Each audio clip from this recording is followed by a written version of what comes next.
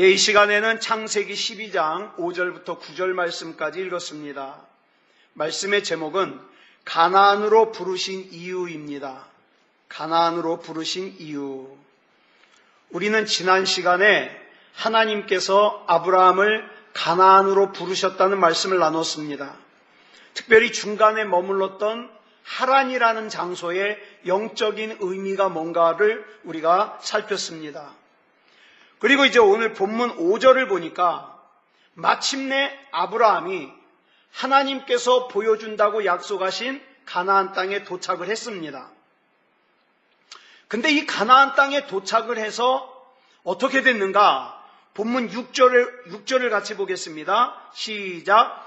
아브라함이 그 땅을 지나 세겜 땅 모래 상수리 나무에 이르니, 여기 보니까 아브라함이 분명히 목적지인 가나안에 도착을 했는데 그 땅을 어떻게 했다 그랬어요? 지나갔어요. 왜? 그 뒤를 보면 이유가 이렇게 기록되고 있어요. 시작. 그때에 가나안 사람이 그 땅에 거주하였더라. 가나안 땅에 가보니까 이미 거기 거주하고 있는 가나안 사람들이 있는 거예요. 우리는 교회 그러면 막연한 환상과 기대가 있습니다. 어떤 환상이냐? 교회에는 왠지 착한 사람들만 있을 것 같아요. 예수님처럼 다른 사람의 발을 씻어주는 사람만 있을 것 같아요. 근데 우리 솔직하게 여러분 실제로 교회 안에서 보면 어떻습니까? 예? 교회 안에서 막 여러분 코끝이 찡 나도록 감동을 주는 사람 만났습니까? 못 만났죠. 오히려 교회 안에서 감동받기보다는 어떻게 해요? 상처받는 일이 더 많아요. 그것도 사람들의 특징이요. 자기가 상처 주는 거는 생각 못해요. 그저 내가 상처받는 것만 생각한다고요. 분명히 하나님께서 명하신 땅이고 약속하신 땅인데 정작 와서 보니까 자기를 환영해주고 자기가 도착하기만을 기다려줄 줄 알았던 가나안 땅에는 이미 다른 가나안 사람들이 살고 있어서 아브라함은 그 땅을 지나갈 수밖에 없는 거예요. 지나갈 수밖에. 그래서 그 가나안 땅을 지나가서 멈춘 곳이 어디냐면 세겜 땅 모래 상수리 나무라는 곳이었어요. 여기서 말하는 이 세겜에 있는 모래 상수리 나무라는 것이 어떤 곳이냐면 이 모래라는 뜻이요. 선배, 지침, 예언 이런 뜻이 있어요. 그러니까 이 상수리 나무란 옛날 팔레스타인에는요. 이파리가 푸른 나무를 발견하기가 쉽지 않아요. 나무가 별로 없어요. 그러다 보니까 이파리가 푸른 나무가 있으면요. 신성시하는 거예요. 그래서 이 모래 상수리 나무란 무슨 뜻이냐면 인생의 지침을 주는 또는 인생의 앞날을 예언해주는 신성시하는 상수리 나무라는 거예요. 쉽게 말해서 우리나라에 뭐 있어요? 이렇게 지나가다가 선앙당이라고 있죠. 나무가 있으면 그 밑에다가 돌 하나 이렇게 던지고 어떻게 해요? 기도하고 가죠. 그런 거예요. 모래 상수리 나무가. 사람들은요. 자기 앞날을 누군가 미리 알려줬으면 하는 마음이 있어요. 그죠? 그래서 예수 믿는 사람들 중에도요. 예언 기도를 좋아해요. 내가 어떻게 되겠습니까? 내가 몇 살에 장가를 갈 것 같아요? 이런 걸 자꾸 물어봐요.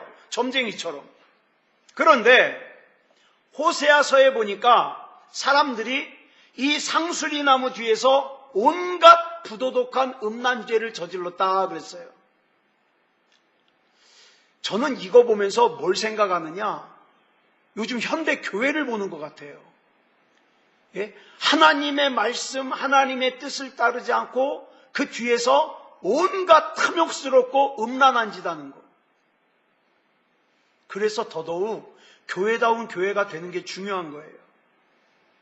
자, 무슨 뜻이냐면 아브라함이 하나님의 말씀에 제대로 순종하는 삶을 살아보겠다고 하란을 떠나서 하나님께서 지시하시는 땅인 가나안 땅에 왔는데 이곳에 떡하니 먼저 자리 잡고 있는 가나안 사람들이 있어요. 또 모래 상수리 나무라는 우상이 있어요. 아까도 말씀드렸다시피 우리가 교회에 나오면 우리가 상상하기에, 우리가 기대하기에 교회는 참 착한 사람들만 있을 것 같고 예수님을 닮은 사람들만 있을 줄 알았는데 정작 와서 보니까 교회 안에요, 술 마시고 담배 피는 사람도 있어요, 싸우고 삐치는 사람도 있어요, 바람 피우는 사람도 있어요, 자기 뭐 있다고 자랑하는 사람도 있어요, 자기 기분 나쁘다고 성질 내는 사람도 있어요. 별 이상한 사람들이 다 있어요, 교회 안에. 그러니까 저는요, 저와 여러분이 이 세상에 있는 교회에 대한 환상을 버렸으면 좋겠어요. 여러분, 이 세상에 있는 이 교회는 완벽한 교회가 아니기 때문에 이 세상에 있는 교회에 대하여 막 그런 환상을 가지다 보면 틀림없이 실망합니다. 그래서 뭐라 그래요? 뭐 교회가 이럴 줄 몰랐다느니, 예수 믿는 사람이 이럴 줄 몰랐다느니, 뭐 목사가 이럴 줄 몰랐다느니, 권사가 이럴 줄 몰랐다느니 반드시 실망할 거예요. 여러분, 우리는 교회를 보고 사람을 보고 하나님 믿으면 안 돼요. 뭘 봐야 돼요? 하나님 말씀. 하나님의 말씀이 지금 나에게 뭐라고 말씀하시고 있느냐, 이걸 보고 하나님을 믿어야 돼요. 여러분, 저와 여러분의 눈앞에는 먼저 교회를 차지하고 있는 가나안 사람들이 있을 겁니다. 가나안 사람들이. 근데 어쩌면 그 가나안 사람들 중에 예수님께서 마태복음 23장 13절에서 말씀하신 것처럼 외식하는 서기관들과 바리새인들처럼 천국문을 사람들 앞에서 닫아놔요, 자꾸. 그리고 자기도 들어가지 않고 들어가려고 하는 사람도 못 들어가게 방해해요. 그런 가나안 사람들의 영향을 내가 받으면 안 돼요. 나는 신앙생활하면서 뭐 사람 보고 이리 흔들리고 저리 흔들리고 하지 말고요. 내가 교회에 나오는 것은 하나님 믿으려고 나오는 거 아니에요? 그러면 하나님 말씀만 붙들면 되는 거예요. 분명히 이 세상 교회 안에는요, 가나안 사람들도 있을 것이고 모래 상수리나무 같은 사람들도 있을 겁니다. 있어요. 모래 상수리나무 같은 사람들은 어떤 사람들이냐면 하나님과 상관없는 교훈, 하나님과 상관없는 자기 생각을 마치 하나님의 말씀인 것처럼 강조하는 거예요. 이런 사람들이 나는 보기 싫어서 나는 가나안을 떠나겠다, 교회를 떠나겠다, 그러면 어리석은 거예요. 왜냐하면 이 세상에 있는 교회는요, 어디든지 가면 다 있어요. 가나안 사람도 있고 모래 상수리나무 같은 사람도 있어요. 다 있어요. 다 있어. 어딜 가든지. 혹시 여러분 주위에 여러분이 교회를 떠나고 싶을 정도로 마음에 들지 않고 미성숙한 사람이 있습니까? 그런 사람들 때문에 하나님께서 여러분들을 복의 근원이 되게 하시겠다고 부르신 거예요. 그게 사명이라고요. 그래서 저와 여러분이 나를 복의 근원으로 부르신 하나님의 부르심에 응해서 나로 말미암아 미성숙한 사람들이 그 복의 근원의 덕을 좀 보면서 살아야 되지 않겠어요?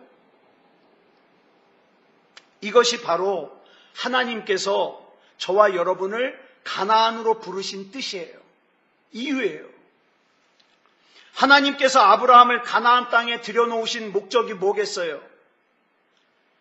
아브라함아, 너는 가나안 땅에 가면 가슴이 찡할 정도로 너에게 감동을 주는 사람을 만날 거야. 그랬어요? 아니요. 가나안에 갔더니 미성숙한 가나안 사람들이 있어요. 그 사람들에게 네가 복의 근원이 되라고 하나님께서 아브라함을 보내셨어요. 근데 그런 사람들하고 같이 아웅다웅 싸우느라고, 나 여기 더 이상 못 살겠다고, 그러면 어리석은 거죠. 어리석은 거예요. 죄인을 용서하라고 보내셨어요. 그리고 그 사람들에게 사랑을 베풀어서 그 사람을 하나님의 사람으로 만들으라고 보내셨어요. 그런데 우리 본문 7절 보겠습니다. 시작. 여호와께서 아브라함에게 나타나 이르시되 내가 이 땅을 내 자손에게 주리라 하신지라. 자기에게 나타나신 여호와께 그가 그곳에서 제단을 쌓고, 하나님께서 아브라함에게 그 가나안 땅을 주실 뿐만 아니라 아브라함의 자손에게까지 그 땅을 주시겠다고 약속하셨어요. 그 땅이 어떤 땅인데? 가나안 사람들이 차지하고 있는 땅인데, 모래 상수리 나무 아래서 우상을 섬기고 있는 땅인데, 우리는 하나님 앞에 이런 기대감을 가집니다. 하나님이 나에게 주신 것은 완벽한 걸 거야. 예? 완벽하게 잘 갖추어진 땅을 주시겠다고 약속하신 것이 아니라, 문제 많은 가나안 사람들이 먼저 차지하고 있는 땅, 문제 많은 환경들이 먼저 차지하고 있는 땅을 아브라함 자신 너뿐만 아니라 네 자손에게 주겠다는 거예요. 그러면 이 말씀에 대하여 우리가 어떻게 반응해야 되겠습니까? 하나님의 말씀에 순종해서 가나안 땅에 와 봤더니 하나님을 모르는 가나안 사람들이 먼저 차지하고 있어요. 모래 상수리 나무 아래서는 우상을 섬기는 사람들이 먼저 차지하고 있어요. 아유, 나 이곳이 마음에 안 들어! 그리고 떠날까요? 아니면 그 땅에서 하나님께서 나를 이곳에 부르신 이유가 있으니 내가 여기서 복의 근원이 되어서 이 사람들도 복의 근원인 내 덕을 좀 봐서 복을 받게 해야 되겠다. 그래야 되지 않겠습니까? 이렇게 사는 것이 믿음이에요. 내가 여기서 살다가 불편하면 저기로 옮기고, 저기서 불편하면 또 다른 곳으로 옮기고, 아니요. 하나님이 나에게 맡겨주신 땅이 있잖아요. 맡겨주신 땅. 네? 하나님께서 이 땅을 여러분에게 맡기신 땅이라면 어떡하겠어요? 하나님께서 이 새소망교회라고 하는 이 땅을 맡기신 땅이라면 어떡하겠어요? 아브라함은 그 가나안 땅을 자신과 자기의 자손에게 주시겠다는 하나님의 말씀에 감사함으로 단을 쌓았습니다. 지금 당장에는 완벽한 땅이 아니지만, 완벽한 상황이 아니지만 하나님께서 주신 장소이기에, 하나님께서 주신 상황이기에 감사하면서 예배를 드렸어요. 오늘 우리가 살고 있는 현실이 내 생각과 좀 다를 수 있어요. 완벽하지 않을 수 있어요. 그래서 많은 사람들이 이런 얘기 하잖아요. 나 지금은 예수 못 믿고 내가 돈 많이 벌면 그때 예수 내가 잘 믿겠다고. 그날 영원히 안 올 수 있어요. 지금 내가 바빠서 여유가 없으니까 내가 나중에 다 은퇴하고 나서 시간 많으면 그때 예수 믿겠다고. 영원히 안 올 수 있어요. 그 시간이. 예.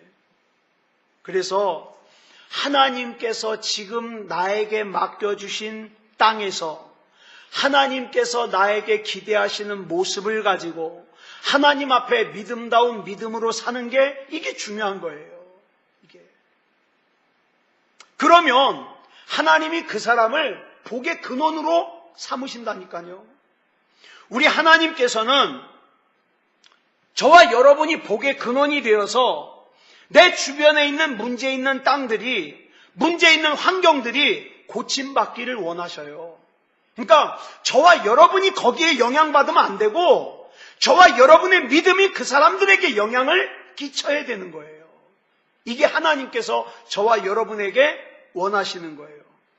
가끔 교회 안에서 꼴보기 싫은 사람이 있다고 교회 옮기는 사람들이 있어요. 어떤 교회에서는요, 교회 페인트 칠을 하는데 흰색으로 칠할 거냐, 다른 색으로 칠할 거냐, 이거 가지고 교회가 반쪽 난 교회도 있어요. 페인트 칠 색깔 가지고. 또 어떤 교회는요, 피아노를 여기다 놓을 거냐, 저기다 놓을 거냐, 그거 가지고 교회 나간 사람들도 있어요. 근데 가만히 보면 표면적인 이유가 그건 것 같지만 사실은요, 내 반대쪽에 있는 사람들이 싫은 거예요.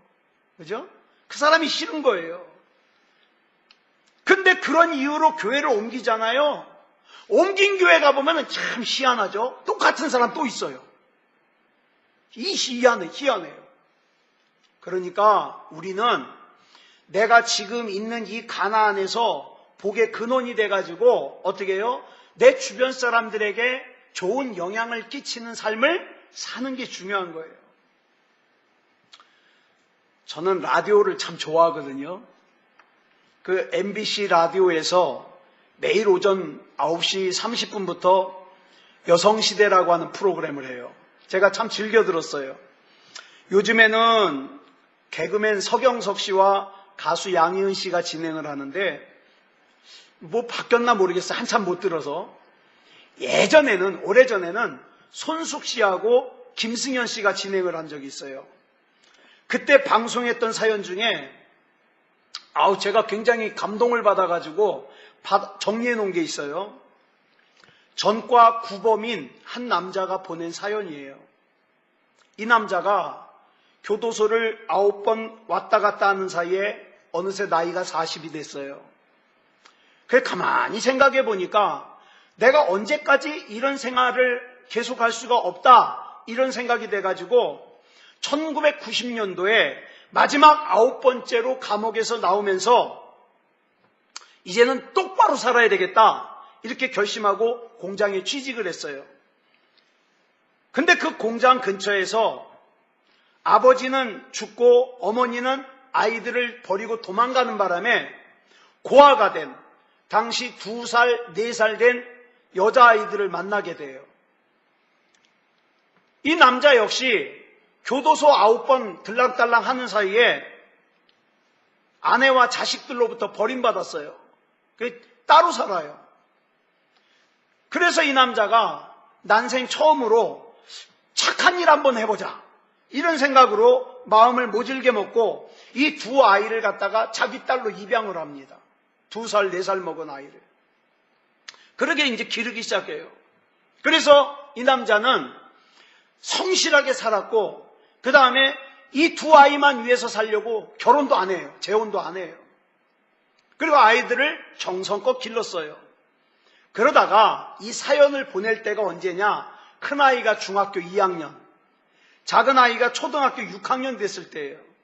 설날이라 떡국을 정성껏 끓여서 아이들을 먹이면서 이 딸들에게 뭔가 뜻깊은 선물을 해주고 싶은데 뭘 해줄까 생각을 하다가 아이들에게 물었어요. 너희들 친아버지 무덤은 아냐? 그랬더니 큰딸이 좀 그때 4살이라 좀 기억이 있어서 우리는 모르는데 우리 살던 곳에 가보면 아는 사람들이 있을지도 모르겠어요.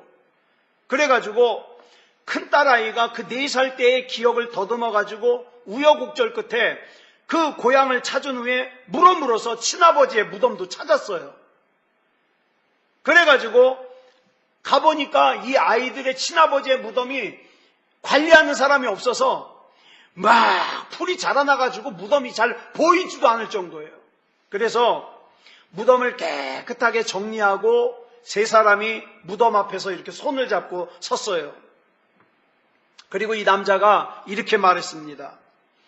무덤 속에 계신 어른, 내가 참 못된 짓을 많이 한 죄인인데 내가 남은 여생 동안 마지막 착한 일로 이 아이들을 내 친딸로 정성껏 키울 테니까 걱정하지 마시고 언젠가 천국에서 만날 때 기쁘게 만나기로 합시다. 그러고 나서는 막 셋이 거기서 막 부둥켜 안고 울은 거예요. 자, 한 남자가 마음을 고쳐먹고 복의 근원이 되니까 어떡합니까?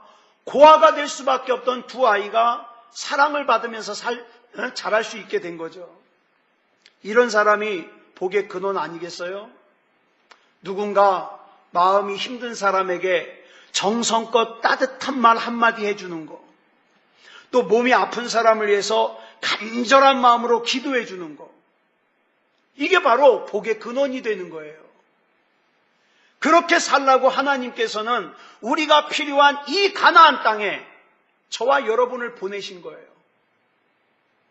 그런데 그렇게 보내놨더니 가나안 사람들과 똑같이 싸우고 똑같이 탐욕 부리고 똑같이 죄 짓고 그러고 살면 안 되잖아요. 이것을 알기에 아브라함은 가는 곳마다 크고 위대한 업적을 남기지는 못했지만 단을 쌓고 하나님 앞에서 예배를 드리는 아름다운 흔적을 남겼습니다. 그런데 여기 또 문제가 있어요. 우리가 생각할 때 우리가 기대하는 모습은 이렇게 예배를 잘 드리는 삶을 살았으면 아브라함이 그 이후로도 계속해서 영적으로 성장하는 하나님의 말씀에 순종하는 아주 기가 막힌 그런 인생을 살았을 것 같은데 창세기 12장 9절 이하를 보니까 그런 하나님의 기대를 저버려요.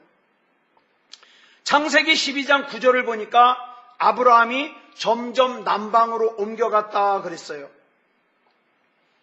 그러다가 그 뒤에 보면은 아예 애굽으로 들어가서 살아요. 뭐 때문에 남방으로 갔는지는 모르겠어요. 가뭄이 와서 갔는지 아니면 가나안의 원주민들과 마찰이 있었는지 정확한 이유는 모르겠지만 어쨌든 점점 남방으로 갔어요. 그러다가 애굽으로 들어갔어요. 그런 다음에 기근을 만나게 되는데 기근을 만난 것이 먼저가 아니라 아브라함이 남방으로 내려간 것이 먼저예요. 즉 기근을 만나서 남방으로 내려간 것이 아니라 남방으로 내려간 다음에 기근을 만난 거예요. 자, 그래서 기근을 만나가지고 그 기근을 피해 먹고 살려고 애굽으로 들어갔어요. 그러면 먹고 살기 위해서 애굽으로 간 거니까 인간적으로 볼 때 크게 문제될 거 아니잖아요. 그런데 하나님이 보실 때는 그렇지 않아요. 아브라함이 애굽으로 내려갔다는 자체가 뭡니까? 아브라함이 하나님을 신뢰하지 못하는 거예요. 하나님께서 아브라함에게 약속하신 땅은 애굽이 아니라 가나안 땅이에요. 하나님께서는 아브라함에게 가나안 땅에서 살라고 하셨어요. 하나님께서는 아브라함의 자손들도 가나안 땅에서 살라고 하셨어요. 하나님께서 아브라함에게 가나안 땅에서 살라고 하신 그 명령 속에는 아브라함과 그의 자손들이 가나안 땅에서 사는 동안에 뭡니까? 하나님이 책임지시겠다는 하나님의 의지와 약속이 포함되어 있는 거예요. 근데 아브라함이 그걸 못 믿겠는 거예요. 그러다가 잘못되면 누가 책임져? 그러면서 어떡합니까? 하나님을 신뢰하지 못하고 남방으로 간 거예요. 보이지 않는 하나님의 약속보다도 지금 나를 실제로 둘러싸고 있는 눈에 보이는 상황, 귀에 들리는 상황에 더 영향을 받았던 아브라함은 하나님을 향한 불신앙 속에서 어떻게 됩니까?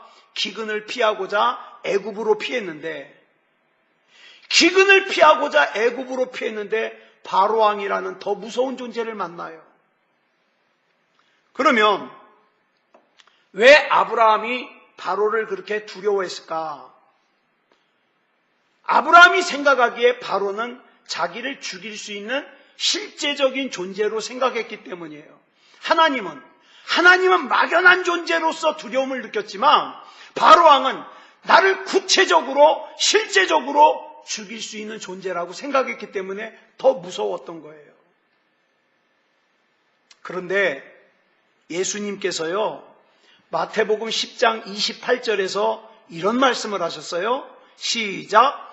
몸은 죽여도 영혼은 능히 죽이지 못하는 자들을 두려워하지 말고 오직 몸과 영혼을 능히 지옥에 멸하실 수 있는 이를 두려워하라. 자, 혹시 저와 여러분도 이런 생각 가질지 몰라요. 내가 믿는 하나님은 막연하신 분이야. 근데 내가 어떻게 막연한 하나님만 바라볼 수 있어? 눈에 보이고 구체적이고 실제적인 돈을 바라봐야 돼. 나에게 실제적인 영향을 끼칠 수 있는 직장 상사, 세상의 성공, 이런 것들을 더 중요하게 여겨서 하나님을 등지기 쉽다 이 말이에요. 그래서 왠지 모르게 하나님의 품을 떠나서 세상으로 가면 날 도와줄 사람을 만날 수 있을 것 같고 내 필요를 채워줄 사람을 만날 수 있을 것 같은데 그렇지 않아요. 마귀는 그렇게 안 놔둬요. 그렇게 해서 세상으로 끌고 가서 어떻게 합니까? 공포의 대상이 되게 하고 두려움의 대상이 되게 하고 염려의 대상이 되게 하고 절망의 대상이 되게 한다 이 말이에요. 아브라함이 기근을 피해서 하나님보다 더 믿고 의지했던 애굽이 결국 어떻게 했어요? 아브라함의 아내 사라를 빼앗아 갔어요. 근데 우리 하나님에게는 세 가지 큰 약점이 있어요. 맞나 한번 보시겠습니까? 첫째 약점, 하나님은 거짓말을 못 하셔요. 둘째 약점, 한 번 하신 약속은 취소하거나 파기하지 못하셔요. 셋째 약점, 한 번 사랑에 빠지면 헤어나질 못하셔요. 이게 하나님의 세 가지 약점이에요. 이 세 가지 약점 때문에 하나님을 등지고 애굽을 선택했던 아브라함이 다시 하나님을 찾아서 도와달라 그러니까 어떡합니까? 그 아내인 사라도 되찾아오고 그 다음에 소유도 무사히 다 가지고 애굽 땅을 빠져나올 수 있도록 하나님이 지키십니다. 가만히 보면 우리 하나님이 너무 편파적이에요. 이 내용을 가만히 보면 애굽의 왕 바로가 잘못한 거 없어요. 애굽의 왕 바로가 이렇게 보니까 야 아브라함에게 저 여자 누구냐? 그랬더니 아브라함이 동생인데요? 그래? 예쁘게 생겼네? 나한테 시집 오라 그래. 아브라함이 아무 말도 못하는 거예요. 그래서 아브라함이 자기 동생이라 그래서 사라를 아내로 삼으려고 한 것뿐인데 근데 하나님은요 죄 없는 바로만 혼내세요. 그래서 1993년도에 김수경이라는 작가가 책을 썼는데 참 책 제목이 재밌어요. 하나님은 사랑에 눈이 멀었다. 책 제목이에요. 예.